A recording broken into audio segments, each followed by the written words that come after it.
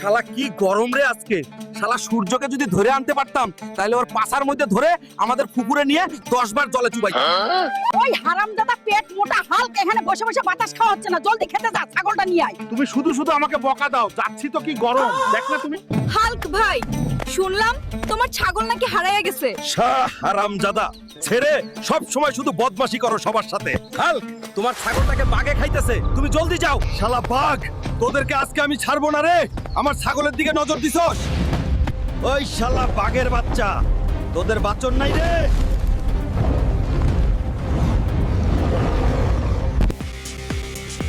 আমার ছাগল আজকে তোদের পেটে থেকে টেনে বার করব। হারামজাদা বাঘ রে, আজকে তোদের পেটে থেকে টেনে বার করব। হারামজাদা বাঘ, আমার ছাগল খাইছস, এখন তোদেরকেই আমার ছাগলের কাজ করতে হবে। হাল্ক ভাই,